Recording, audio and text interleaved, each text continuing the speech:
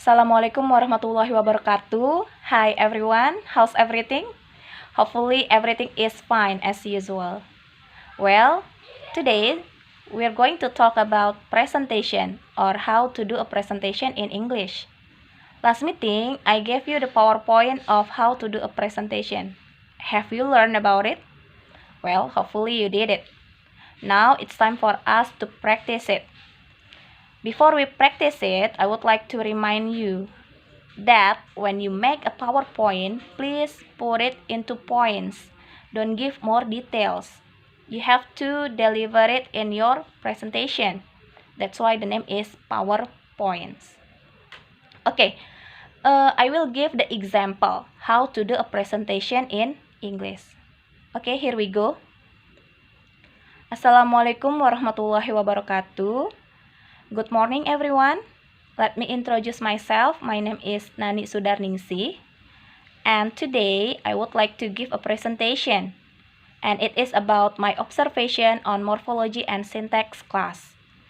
My main focus is observing whether the teacher in this class using student-centered style in teaching.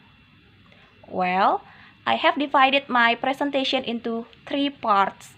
The first one is introduction, the second one is the content, and then the last one is the conclusion.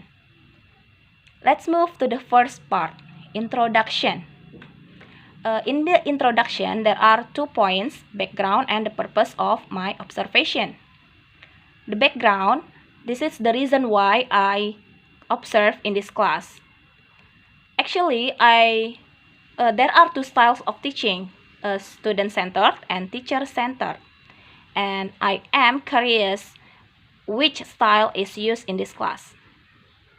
And then the purpose of this study, I guess it's already clear that I'm going to find out whether this class use student-centered teaching of style. And then the content. This is the next part, the content. The content, there are also 2 points. The first one is the observation in the morphology and syntax class. And then the second one is the discussion. The observations that I conducted is 6 times from October until December. During those 3 times, mostly, the activity mostly is about reading aloud. The students were asked to read aloud, and then the lecturer give the explanations about it. And about the homework, the students were asked to write the result of the homework, and then the teacher give the explanation about it. The discussion. In the discussion part, I can say that this class use both of styles, teacher-centered and student-centered, but mostly teacher-centered. Because when we study grammar, teacher-centered is still needed. And the portion of student-centered, of course, is less than teacher-centered. And then the last part is the conclusion.